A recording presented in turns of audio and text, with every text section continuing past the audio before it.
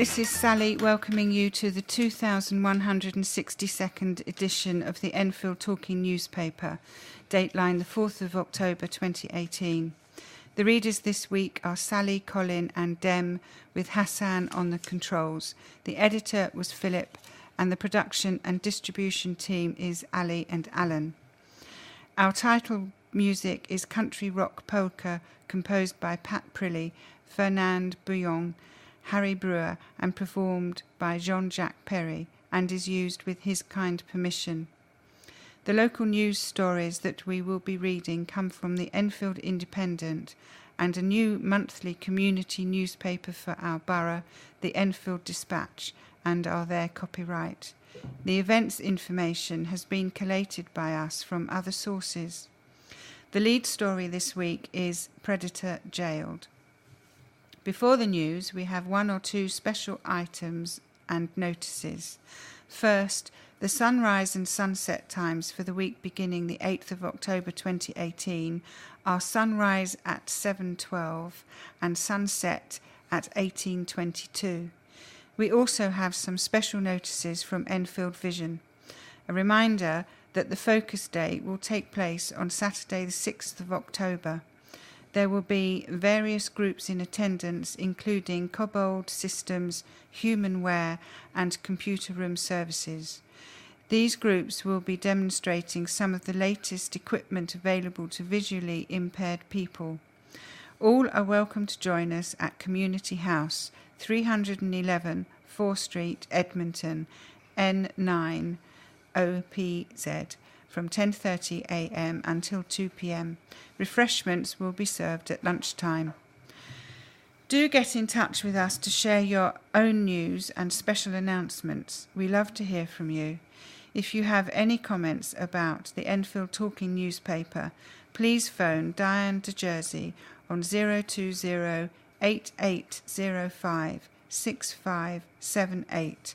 She is your listener's representative and will be pleased to help you.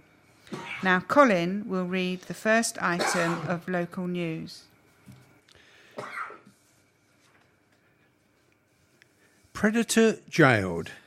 A man who brazenly sexually assaulted 5 girls on buses, including some in school uniform, has been jailed for 2 years. Mohammed Marinoff, 27, of Enfield, pleaded guilty to 5 counts of sexual assault and 1 of outraging public decency following the series of incidents which happened on buses across North London. On January the 25th at 6:30, an 18-year-old woman was travelling on a Route 279 bus from Ponders End towards Waltham Cross. As she stood on the busy bus near to the luggage rack, Marinoff stood beside her, and during the journey she felt her jacket being lifted and she was sexually assaulted. The victim was shocked and scared and did not know what to do or how to tell anyone.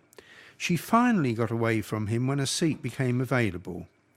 Marinoff then told the victim to allow an elderly woman to sit in her seat. She moved and stood near the luggage rack where he again sexually assaulted her. When she reached her destination, she ran from the bus and hid behind the bus shelter. At 7:30 on February the 2nd, a 15-year-old girl boarded a Route 279 bus at Nightingale Road, N9, with her brother and friend. The bus was busy, so she stood in the disabled bay area. Marinoff also stood in this area and brushed his hand against her. The victim initially thought this was accidental. A few minutes later, he sexually assaulted her forcefully enough to make her jump forward.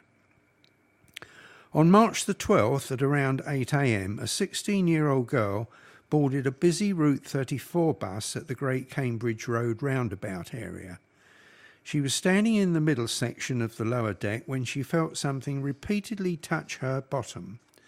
As she tried to move away, Marinoff sexually assaulted her. She then got off the bus.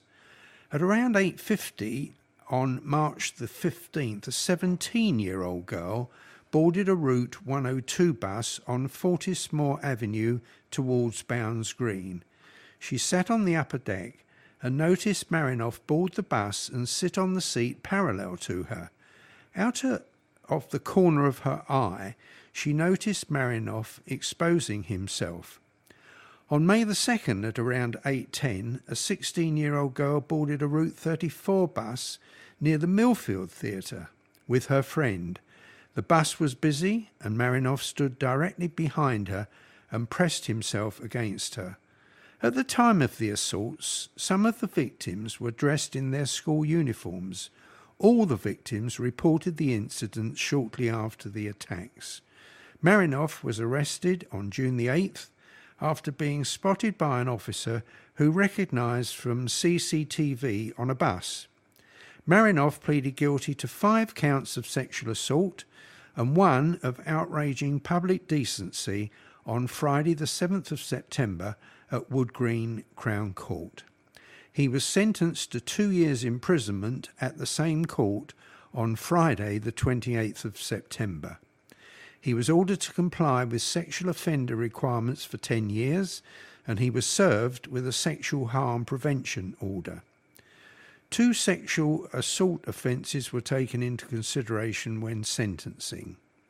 Detective Sergeant Edward Coleman from the Roads and Transport Policing Command said Marinoff is an offender who has shown complete disregard to these victims, carrying out brazen and predatory assaults that left the young victims extremely distressed.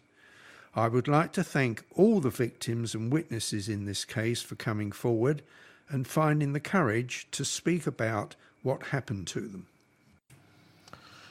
And this is a welcome to Enfield's new community newspaper. Hello, and welcome to issue 1 of Enfield Dispatch. The Dispatch is the borough's free community newspaper, published each month and distributed across all parts of the borough. As you can see, it's a bit different to your local typical paper. Most of the articles are written by voluntary contributors, people who are active in their community and want to share something that matters to them. For example, Frances Dismore and Alison Archer have written on page 5 about a project run by local residents to rejuvenate Pims Brook. On page 7, Basil Clark has spoken to Kate McGeever about their time managing 40 Hall Farm.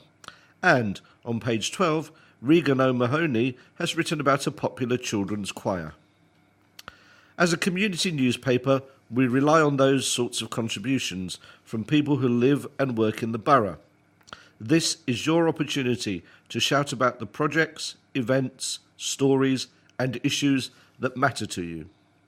If you want to write about something, just email enfielddispatch@socialspider.com. I'll discuss your idea with you before giving you a deadline and a word count. Of course, as well as these articles, we still have room for traditional news reporting.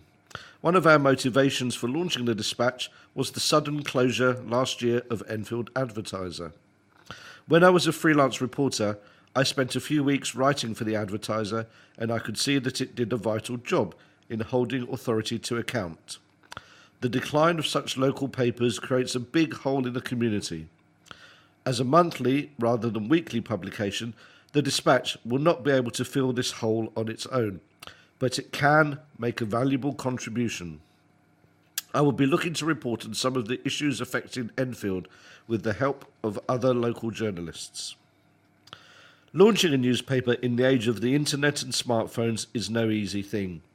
Most of the revenue streams that local papers have relied on for decades have been significantly reduced.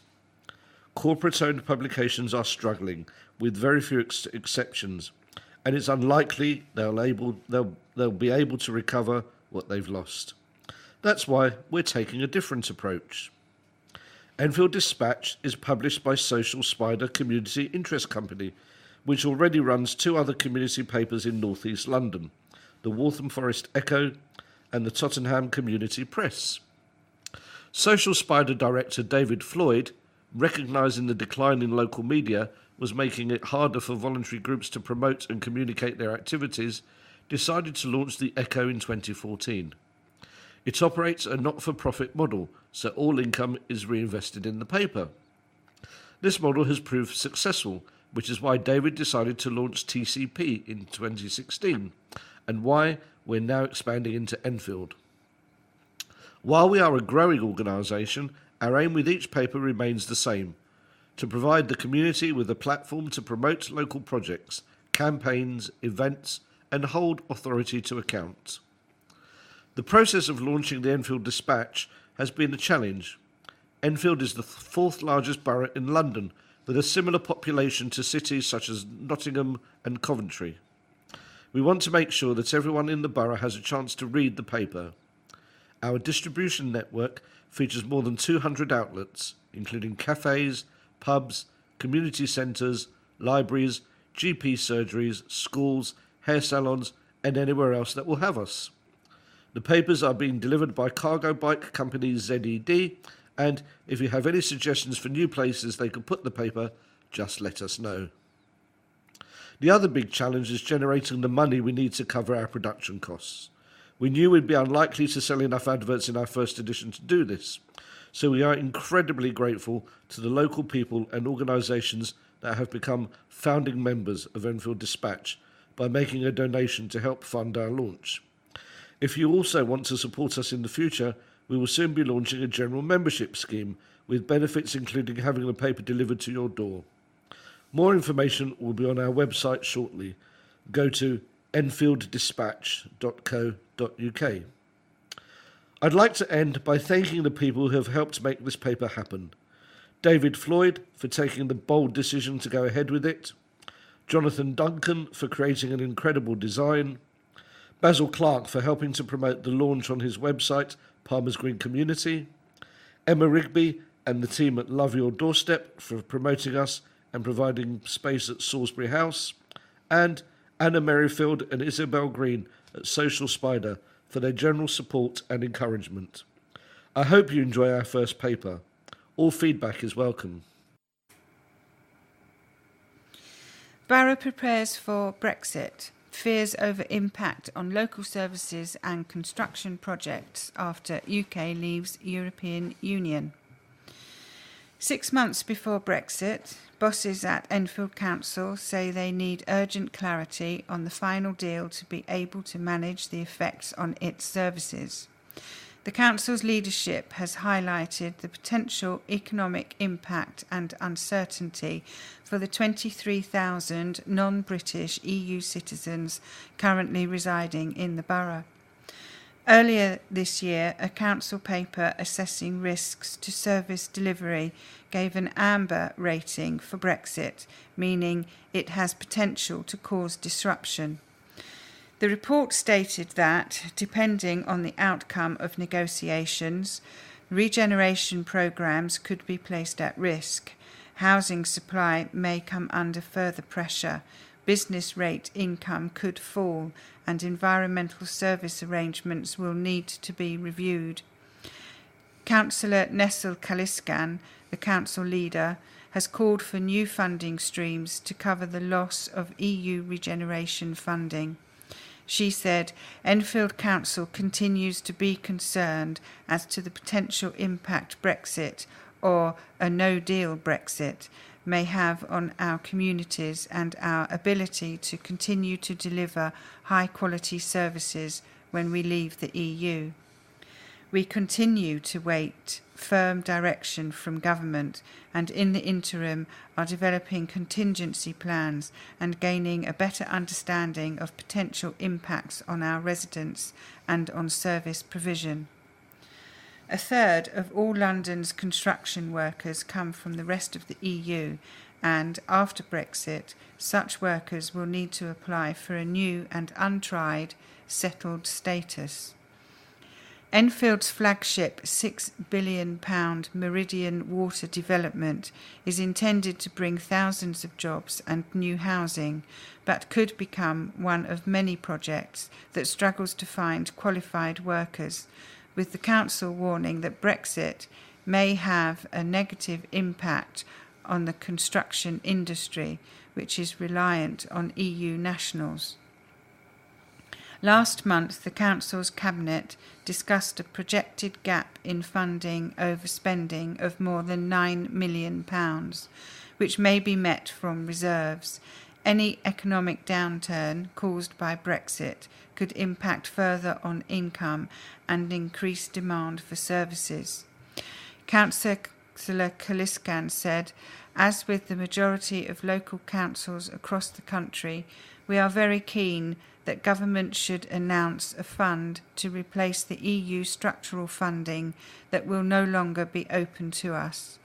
We hope to see decisive leadership from government soon as the deadline draws closer. We cannot firm up plans of action until more detail is made available to us on the final settlement. The council leader has also joined those calling for a popular vote on the final proposals, a second Brexit referendum. She added, I support the people's vote and believe that Enfield residents deserve a say over what the deal is, if there is one. This is a word of warning from Deaf-Blind Cymru about a scam targeting blind and partially sighted people. A member of Deaf-Blind Cymru has no vision and as a result receives his bank statements via audio CD. Recently, an audio CD arrived at his home which he played, and it stated that there was an issue with his account and that he was to contact the bank on a number given on the CD. Luckily, the member had the bank's number pre-saved on his phone, meaning he used this number to contact his bank, who confirmed there was no issue and that this was a scam. Somehow, these scammers have found out the member receives information via CD and has used his vulnerability to specifically target him. Luckily, the member was wise to it on this occasion. There's no doubt, therefore, that other blind members may be receiving such dodgy CDs, so we wanted to raise awareness of this latest scam with you all to pass on. Plans for Wetlands area refused due to upkeep costs. Councillors have poured cold water on plans to create a wetland area in a park amid fears that upkeep costs would be too high. Enfield Council secured funding for a 1,500 square metre wetland in the southwest of Brimfield Park in Palmer's Green, in a bid to lower the risk of flooding in the area. Officers claimed the wetlands would not cause substantial harm to the parkland, which includes the Grade 2 listed Brimfield House and ornamental feature ponds. But councillors at a planning committee last Tuesday pointed out that the Friends of Brimfield Park had said they did not have the capacity to carry out the extra maintenance work the project would create. Labour member for Southbury, Councillor Chris Bond, said, "We have got all the money to put it in, but after that the Friends of the Park do not have the capacity to look after it, and these things do need to be looked after. If they can't do it, the council can't do it. I think it is money we would like to have, but we can't afford it because it will cost more for maintenance." Councillor Gina Needs, Labour member for Turkey Street, said, "I think a lot of our projects are great when they go in, but no one looks at the maintenance, and that is where it falls down." Councillor Mike Rye, Conservative member for Town Ward, said the scheme was unnecessary because there was no risk of flooding in the area, which lies just above the River Lee tributary Pims Brook. He said, "I have lived in the borough all my life and worked for 20 years in a house next door to Brimfield Park, and to date there has been no catastrophic flooding that has caused major damage to anything or anybody. We are talking about putting something large and unsightly there forever. I think we should very politely say, thank you very much, but no thank you." Fellow Conservative member for Town Ward, Councillor Jim Stephen, added, "If we want to spend some money, let's get the house back up again. It has taken 20 years to do something about that." Helping improve health services, introducing Enfield's independent consumer champion for health and social care, Health Watch Enfield. Even if you've never heard of us, chances are you've unknowingly benefited from some of our work at some point over the last 5 years.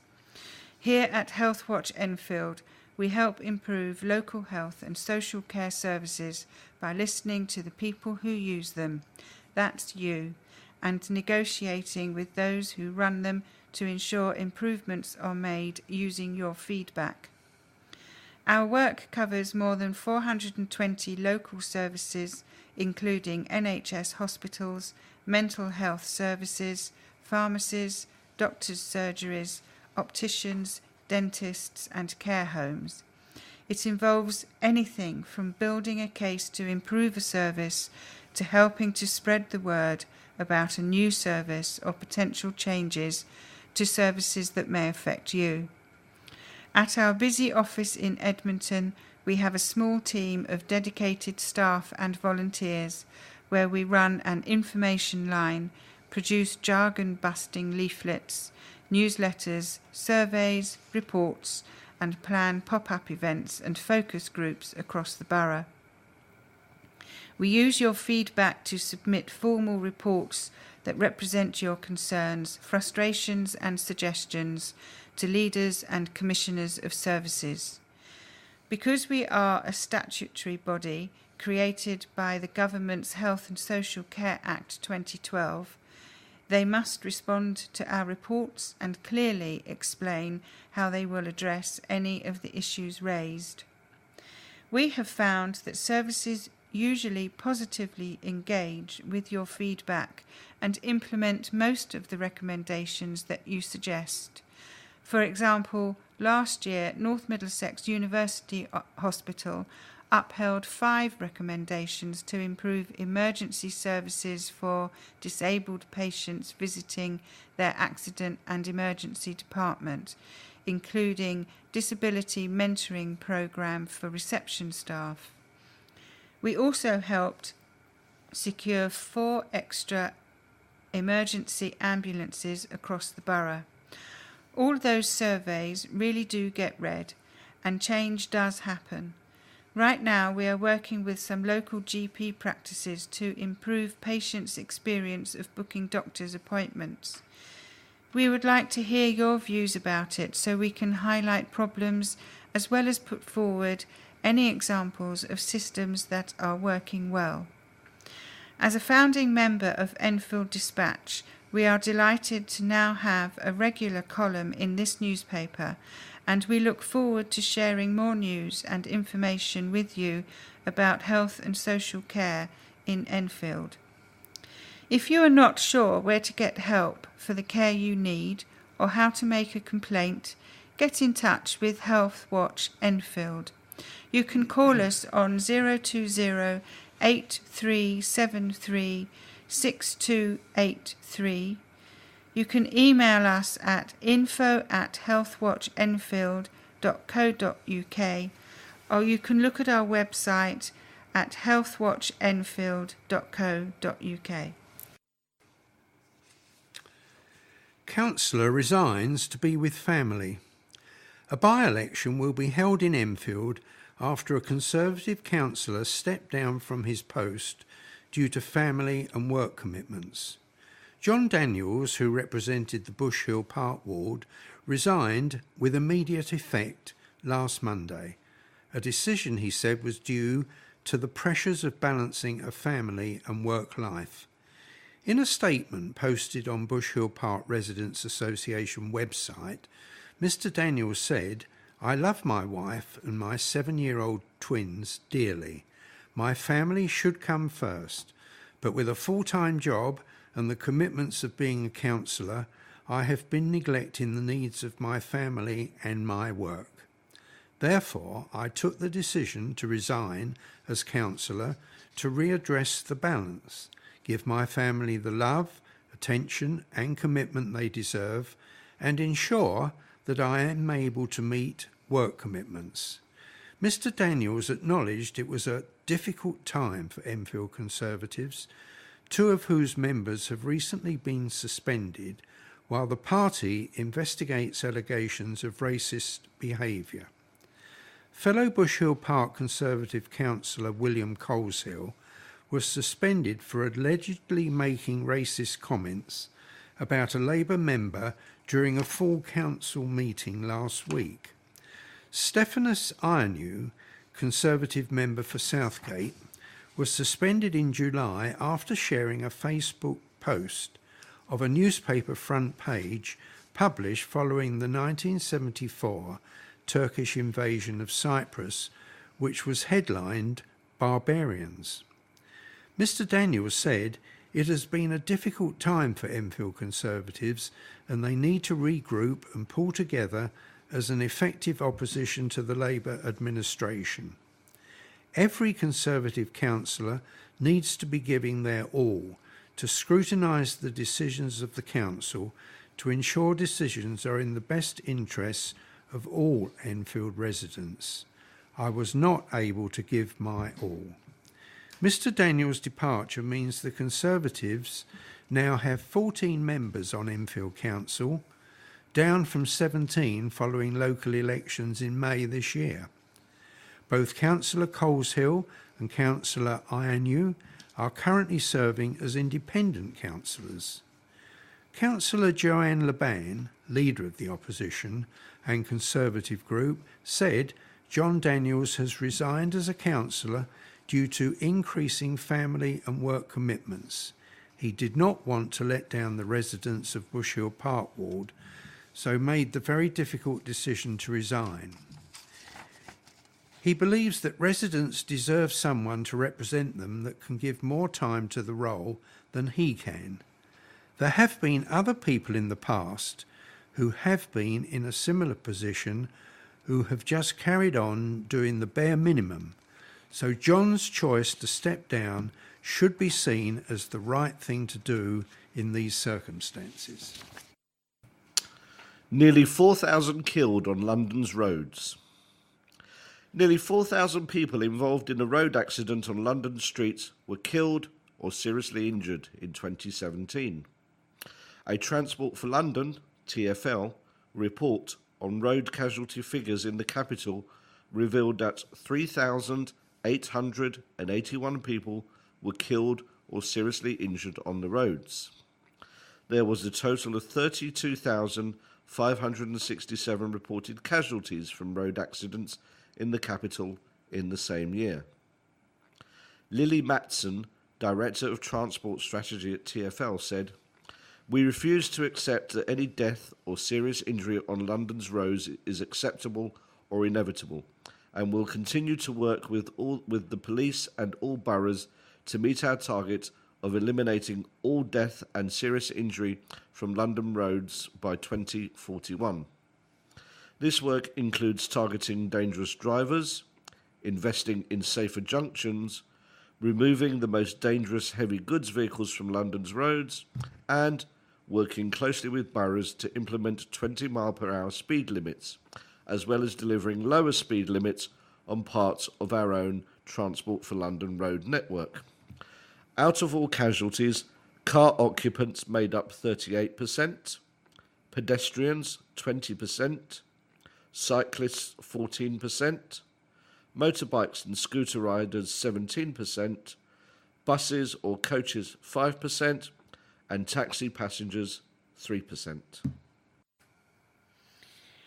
This is a notice of an event coming up at Brimfield Park, Apple Day at Brimfield Community Orchard on Sunday the 21st of October, 1:30 p.m. to 5 p.m.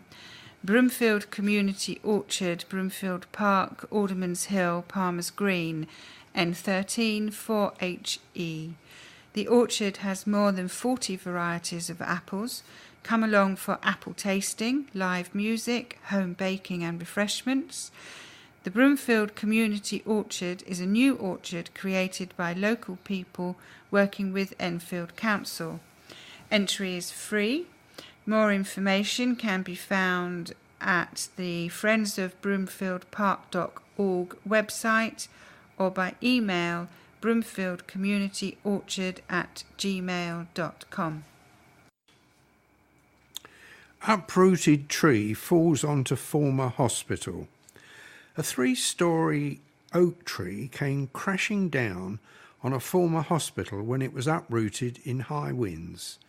The tree damaged the roof and windows and tore away the building's guttering when it fell on the former Highland Hospital building in Pennington Drive, Winchmore Hill, last Sunday.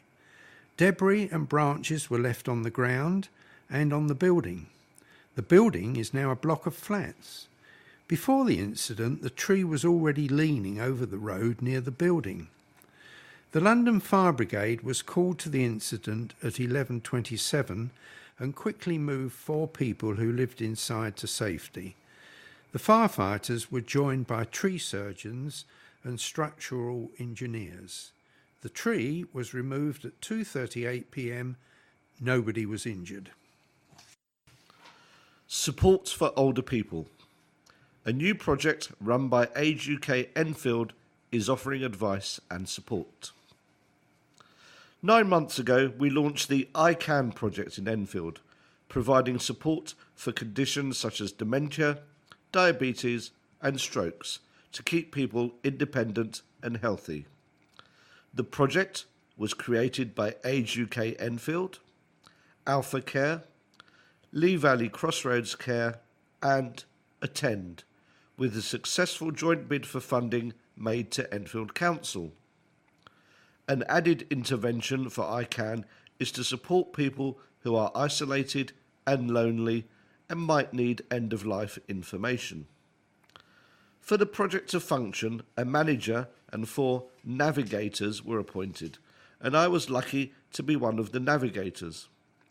We began our task by mapping the whole borough to find out exactly what support services already existed in Enfield for these conditions. We then split the borough into quadrants, and each navigator went out and became an expert on everything that was going on in their patch. This included not just health and social care services, but voluntary sector support groups and social groups such as lunch clubs, memory clubs for people with dementia, exercise classes and fall prevention classes. It was heartwarming to see how many voluntary groups there are and meet so many people who give their time to run these groups with enthusiasm and kindness. The next task was to find ways of making ourselves as visible as possible in the community so that people could access help. We approached GP surgeries, libraries, Enfield Civic Centre, North Middlesex and Chase Farm hospitals and other community centres. We then successfully set up 32 pop-up surgeries where people can come and talk to us, and we can hopefully help to signpost and organise support for them. If people's problems are complex, we can offer home visits. The other remit of my ICANN navigator role is to give talks around the community and raise awareness of how to prevent or better manage these conditions. We organise quarterly awareness events and are currently in the process of setting up a tea and chatter social group in a library in each part of the borough. We have had some excellent feedback on ICANN so far, including one GP surgery saying it was dealing with things that would have otherwise used up a precious appointment time. And this is an article by Cara McNulty, and it says, for more information, you can visit ageuk.org.uk/Enfield. 2,000 signed petition to save historic theatre. A historic theatre that staged the first play broadcast live on television could be demolished due to high upkeep costs. The intimate theatre in Palmer's Green made history when George and Margaret, a comedy by Gerald Savoury, was broadcast live on the BBC in 1946. An array of stars from the stage and screen have since trodden the boards there, including Richard Attenborough on his stage debut, Roger Moore and David Bowie. But the building, which is owned by St Monica's Catholic Church on Stonnard Road, could be knocked down to make way for a more modern parish centre. A church newsletter sent out on September the 1st states, as you may be aware, the large hall and parish centre at Cannon House require major investment. Even after such investment, they remain, in design, a theatre and private residence. Existing expenditure on maintaining these buildings is costly and will continue to be in the future. The buildings are not energy efficient, and some areas cannot be accessed by those with impaired mobility. To meet the present and envisaged future needs of the parish, it is proposed to build a new parish centre, one that will be a legacy for future generations. Since the church's plans were announced, more than 2,000 people have signed an online petition to save the theatre. The Intimate was built as a church hall in 1931 and became a theatre in 1935, when it was home to John Clement's Repertory Theatre Company. It is now one of the last remaining local theatres left in London. The building has mainly been used as a function room for parish events since 1988, although some local theatre groups have continued to use it to stage performances.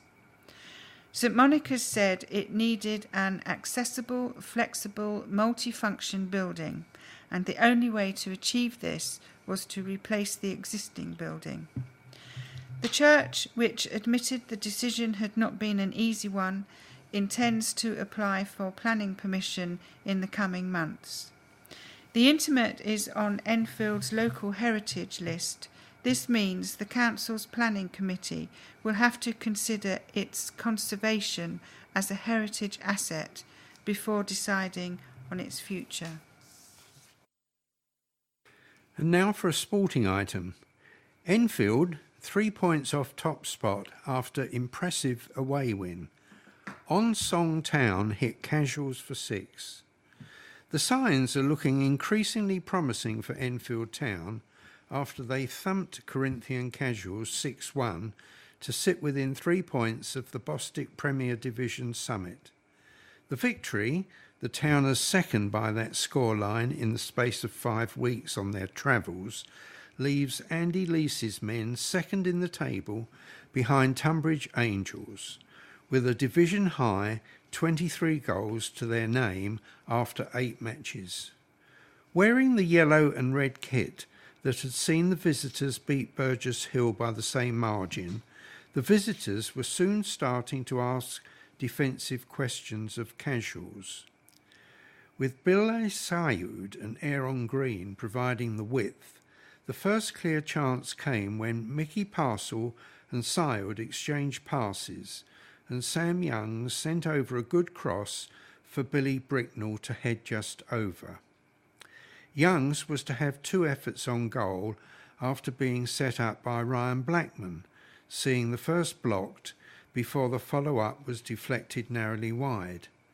The home side did look lively on the break, but Joe Wright was to have a relatively quiet time between the posts in the first half.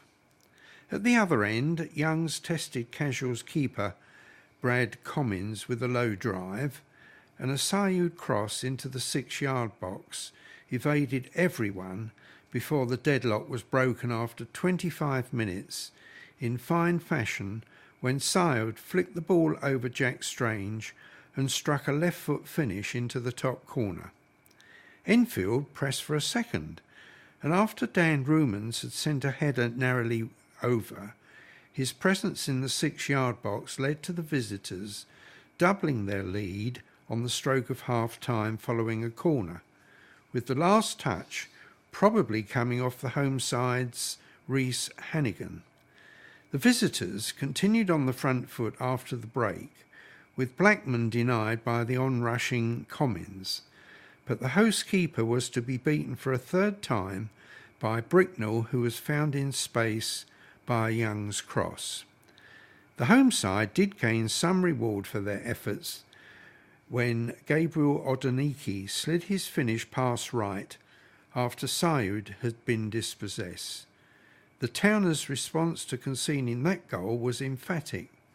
Youngs cut inside from the right to steer a fine finish past Commins to make it 4-1 in the 67th minute. 3 minutes later, Enfield had scored their 5th when Bricknell fired home from the penalty spot. There was plenty of time remaining for the visitors to add to their tally, but they ultimately had to settle for one more goal, netted by substitute Sam Chaney in the 73rd minute after being set up by Parcel.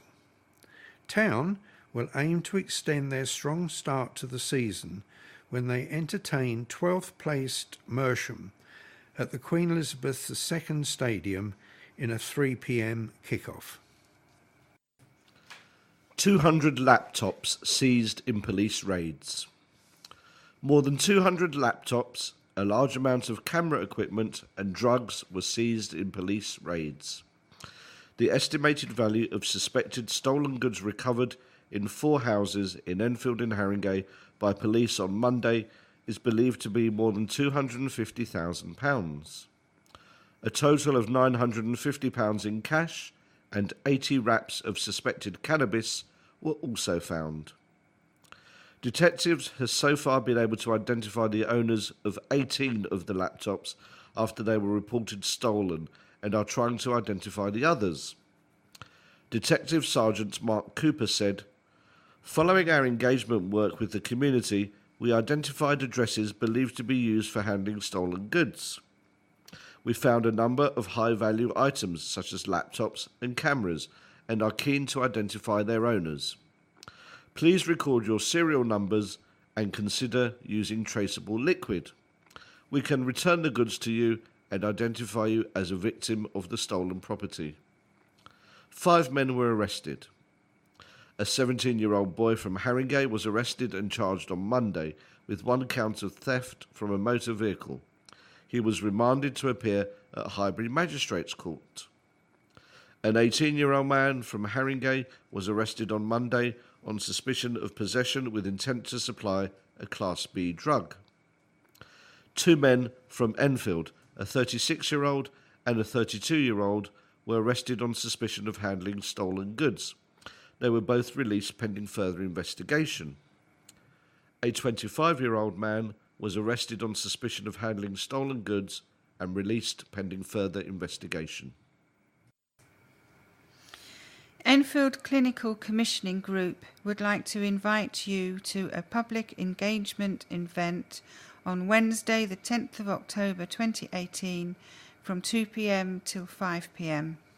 1:30 p.m. sign-in and refreshments at the Executive Suite, Dugdale Centre, 39 London Road, Enfield, EN2 6DS.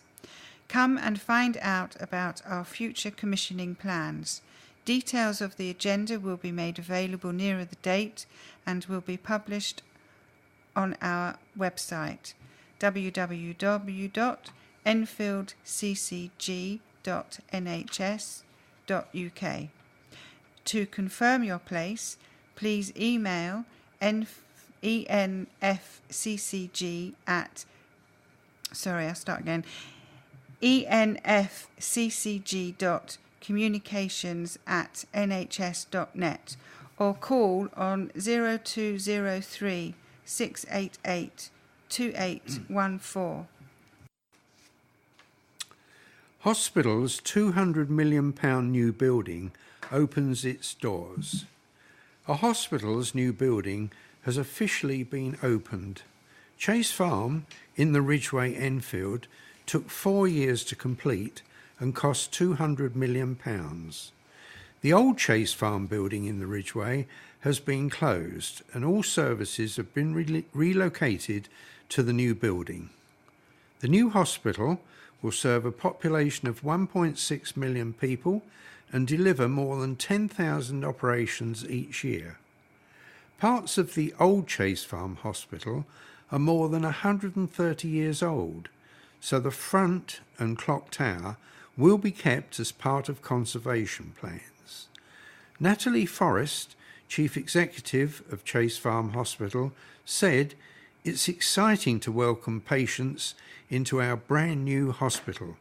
We are very proud and know it will offer the people of Enfield, as well as the wider population we serve, a brilliant environment to deliver the very best of modern healthcare. The hospital is an entirely new construction located nearby the previous building, which has been sold to developers to turn into housing and a school. People will now be able to view their medical history, results, and upcoming appointments online. An appointment manager app for phones will also be tested to enable patients to check in and be called to their appointments from their mobile device. Charity Project donates unsold food to school children. Hundreds of school children and their families are being given free, nutritious food that would have previously been thrown away, courtesy of charity the Felix Project. Enfield Council's leader, councillor Nezel Kaliskan, was granted a tour of the charity's distribution centre in Enfield, where she learned about the aims of the project, how good food is being put to use to help meet the nutritional needs of families, and, at the same time, helping to reduce the mountains of waste from unsold or unwanted produce. The project is now delivering to over 20 of Enfield's primary schools, so parents and children can take away food to prepare healthy meals or snacks.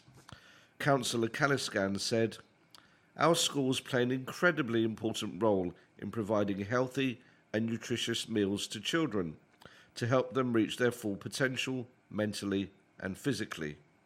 By also opening their doors to the incredibly generous The Felix Project, we are making sure pupils will be able to continue on their healthy journeys at home. We recognise that some people are struggling to make ends meet, and in this day and age, it's regrettable that some people have to turn to food banks. So, we are grateful that the Felix Project is happy to work with our schools, which are ideally placed to support families. This project also benefits the whole borough. By involving local businesses and volunteers, we not only come together to weave a stronger fabric in our community, but we are also helping the environment by reducing food waste. The Felix Project is a charity that collects good quality surplus food from producers and suppliers. The food is stored in a depot in Enfield, and donations are then delivered to community groups and charities who can provide meals or food parcels to those in need. There is a growing number of suppliers making donations, including Greggs, Warburton's, Booker's, Lidl, Sainsbury's, Ocado, M&S and JJ's Food Service. Beautiful and accessible. New Wetlands project recently opened. A new wetlands project at the Prince of Wales Open Space was officially opened recently. The Prince of Wales wetlands were created by Enfield Council with the help of project partners at the Wildfowl and Wetlands Trust, Thames Water via the Thames Water Community Investment Fund, volunteers, and with a contribution from the Greater London Authority's Greener City Fund. The wetlands will help to prevent flooding of nearby homes, improve water quality, and will enhance biodiversity, and at the same time will provide a nature reserve and outdoor learning space for the whole community to use. Enfield Council's Cabinet Member for Environment, Councillor Goonie Duggan, said the transformation here has been absolutely amazing. 2 years ago, the open space was secluded, underused and lacking in personality. Now it is a beautiful and accessible park which will not only enhance the area but help to bring the community together and also serve as an important area for education and learning. I would like to thank all the project partners, but I would especially like to recognise the help and support of the students at Prince of Wales Primary School and volunteers who have given their time to make this project come to life. Since excavation works were completed in November last year, volunteers, engineers and wildlife experts have been working hard to get the open space ready for use. In January alone, more than 1,000 tree whips were planted and will eventually grow into a woodland in an urban setting. Wildlife-friendly open water, part of a new sustainable draining system, will reduce flood risk while attracting local wildlife. Labour divided over leadership. Complaints about selection process, but action against local party unlikely. Complaints by Labour councillors in Enfield about the selection process during this year's local election are unlikely to lead to disciplinary action being taken, the Dispatch understands. Several sitting councillors were deselected prior to May's election in what some in the local party claim was a coordinated move to enable Councillor Nezil Kaliskan to become the new leader. Just 2 weeks after former leader, Councillor Doug Taylor, won an increased majority on the council, a leadership ballot was held that resulted in Councillor Taylor being ousted and Councillor Kaliskan taking his place. Several councillors, including some who continued to serve in the council's cabinet, made complaints to the Labour Party's National Executive Committee and called for an investigation into the selection process amid claims that significant irregularities had occurred. A leaked letter also showed that some members were upset at the number of sitting black councillors who had been deselected. However, the Dispatch has been told that Labour's NEC is not currently conducting a formal investigation into the selection process. While it is unlikely any disciplinary action will be taken over the matter, the party has not denied the possibility that rules were broken. In an email to party members, Councillor Kaliskan defended the selection process, saying all candidates were interviewed by completely independent panels comprised of 3 Labour members from outside Enfield. The council leader declined to comment further for this article. Councillor Joanna Laban, the Tory group leader, said people deserve to know the truth and for any necessary action to be taken. The ongoing row over the circumstances that led to the change at the helm of the council last May comes as further Labour divisions were exposed by last month's vote of no confidence against Enfield North MP Joan Ryan, with constituency members upset at comments about Labour Party leader Jeremy Corbyn.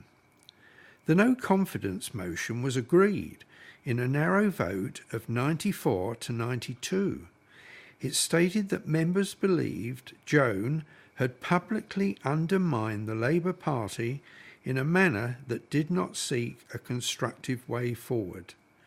Much of the anger against Joan stems from the 2017 general election, when the Enfield North MP openly disparaged the Labour Party's leadership and claimed voters have more confidence in Theresa May as Prime Minister than they would have in Jeremy Corbyn. In response to the vote, Ms Ryan pointed to the ongoing anti-Semitism row in the party and manoeuvres being made by hard left activists, citing her position as chair of the Labour Friends of Israel group as a decisive factor. She said this was about anti-Semitism in the Labour Party and those of us who have stood by the Jewish community and said enough is enough.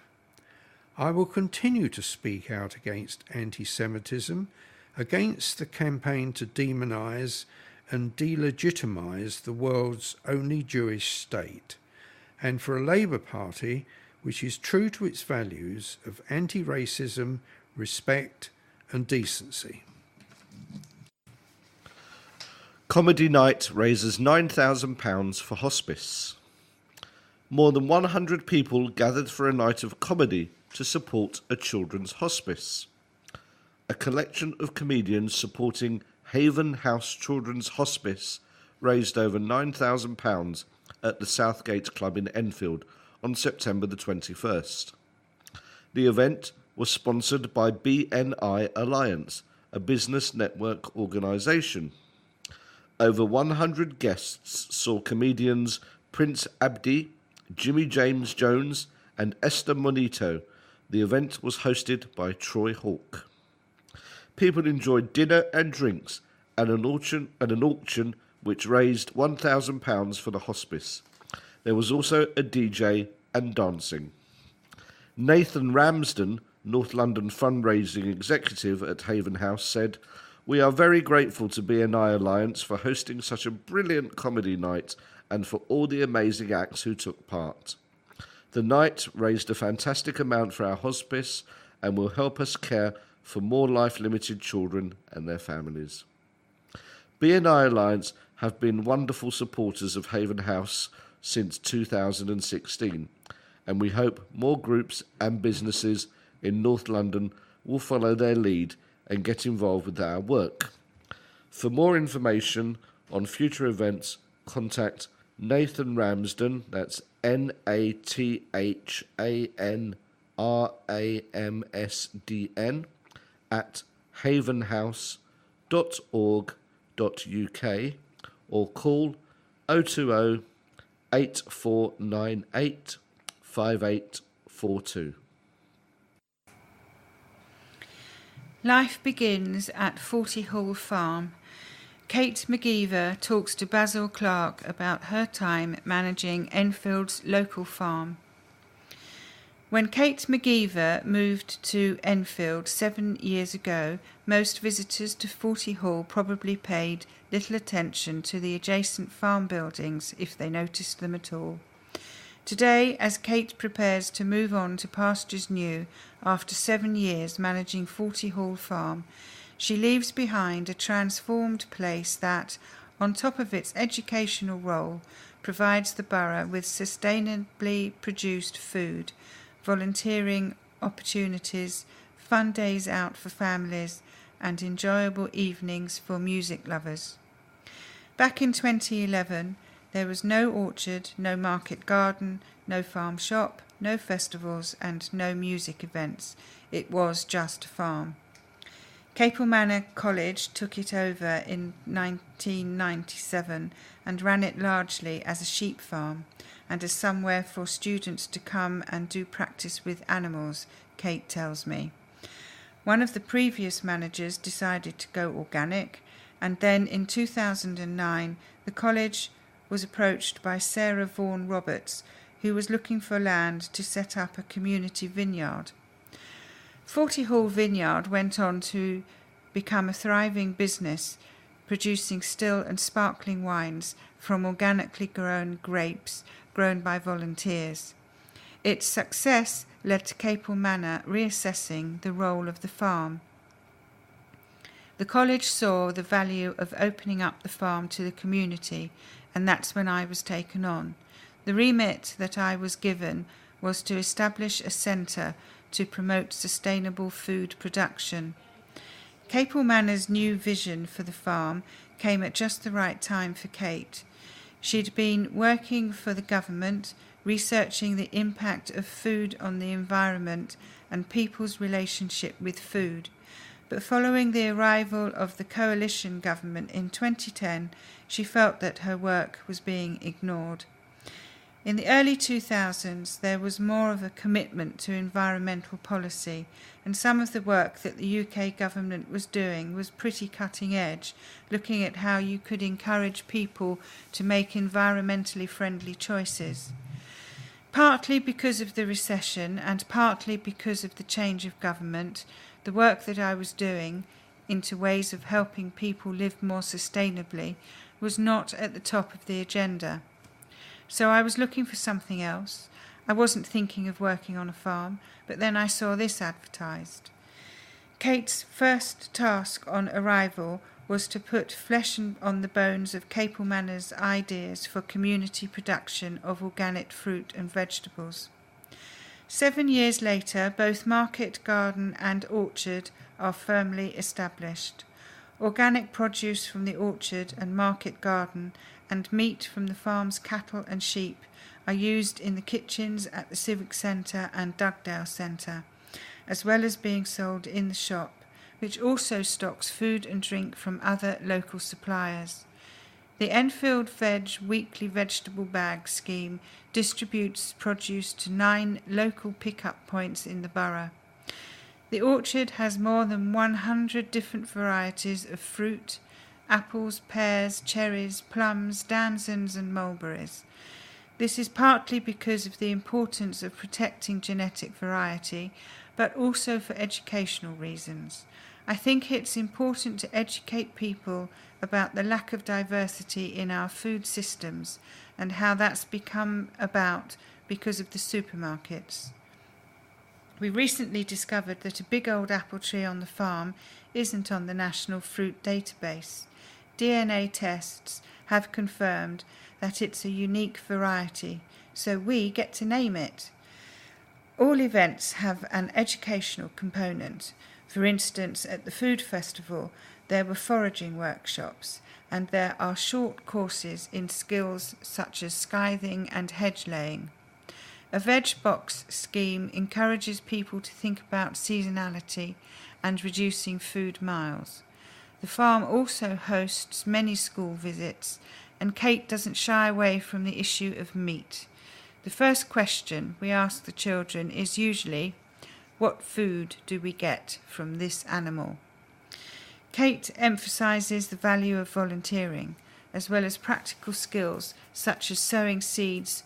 Volunteering helps people to build soft skills, like being able to work in a team, turning up for work every day, the skills people sometimes lose if they're out of work or have been unwell for a long time. It's not about expecting people to straight away become a gardener. Maybe they leave with the confidence to go on to more formal training or to employment elsewhere. It's a progression rather than a direct impact. Kate McGeever has certainly had a direct impact on 40 Hall Farm and the wider borough. I wish her well in her next job, which will be to transform a former theatre in Manchester into a community venue. Councillors slam half-baked office block plans. Councillors have slammed half-baked plans for an office block on a town centre car park after warning they could breach several key planning policies. Enfield Council's planning officers wanted councillors to give the green light to plans for a new headquarters for multinational communications firm Metaswitch on Jennerton Road car park in Enfield Town. But at a planning committee meeting last Tuesday, members complained they were being asked to rubber stamp the application even though key details were missing from the report. Councillor Mike Rye, Conservative member for Town, said, "What I can see here is an application by the council being rushed through and the report not being fully developed to answer all the concerns we have had. My view is it certainly needs to be deferred until all of the issues are resolved and clear, not a half-baked application on a landmark site that really should have been something of outstanding quality and design." Councillor Gina Needs, Labour member for Turkey Street, raised concerns that the proposed 5-storey office block did not meet security standards set out by the Metropolitan Police. She also pointed out that the report showed the drainage system designs did not meet water quality requirements for major developments. Several councillors raised concerns that the number of parking spaces proposed in the report was higher than the recommendations set out in the Mayor of London's London Plan. In the planning report, officers claim the extra parking spaces are needed to meet the demands of the firm's commuters. Councillors also suggested the plans did not meet the goals of the Enfield Town Master Plan, which was adopted in March this year, because the building would not be a mixed-use development featuring residential and retail units. The council's planning officers said negotiations with Metaswitch were ongoing and claimed several of the issues raised by councillors had been resolved since the report was drawn up. Andy Hyam, Head of Development Management, said planning officers had to balance the requirements of different planning policies against the case for retaining a major local employer. Metaswitch employs around 400 people, and the new premises would create room for further expansion. The council fears the firm could leave the borough if the development does not get the go-ahead, leading to a loss of revenue from business rates and rents. Consultation letters were sent out to 426 neighbouring and nearby properties, with only 17 people raising objections and 8 coming out in favour of the proposals. But councillors remained unconvinced and demanded more clarity from planning officers. Labour member for Southbury, Chris Bond, said, "We are simply bending over backwards to keep Metaswitch in. What will happen if another company comes in? Will we be giving them the same assistance? Say, for example, to a competitor of Metaswitch? That, to me, is a bit of a worry. That's state aid." The Planning Committee voted to defer the application to allow officers to address the issues they had raised and present a more comprehensive report. And this is a letter from Georgina Bavetta from Enfield Island Village, and it's entitled "Securing a Clean Future." And Georgina writes, "It's great that Enfield Council are publicising their efforts to deal with the biggest threat to us all: climate change, building flood defences, cycle schemes and wetlands. However, there is a glaring omission in Enfield's plans: the £60 million that the council invests in fossil fuel companies via its pension funds. Not only is investing in huge polluters bad for our environment, it's also increasingly financially risky. Even Mark Carney, Governor of the Bank of England, has warned of fossil fuels becoming risky investments as governments attempts to stop climate change. For future-proof pensions, as well as clean future, Enfield Council needs to join the hundreds of other local authorities worldwide, as well as Islington, Southwark and Waltham Forest councils, and divest their pension funds of fossil fuels." Hitting the right notes, a new children's choir in Enfield is proving popular. As a teacher, my passion for the arts led me to head school singing assemblies, teach the choir and produce large school productions. This was where my passion lay. I love to help young people discover the joy of performing and watching them grow their talent and confidence.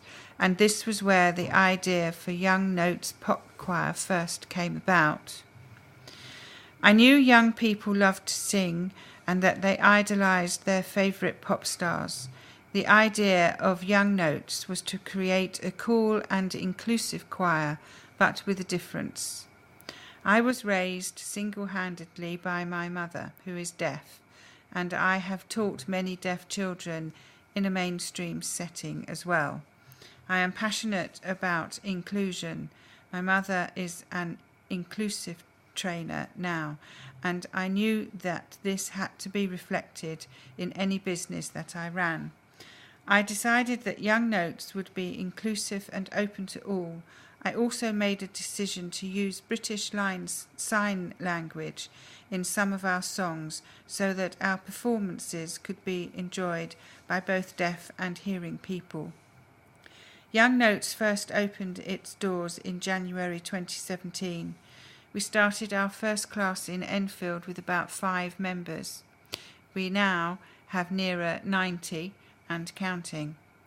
It has grown very quickly, and we now run classes for children aged from 4 to 18 years, 3 days a week. Monday and Tuesday sessions are in Enfield, while on Wednesday we run classes in Loughton in Essex. We are not a traditional choir at all, which is why we have adopted the hashtag #NotYourAverageChoir.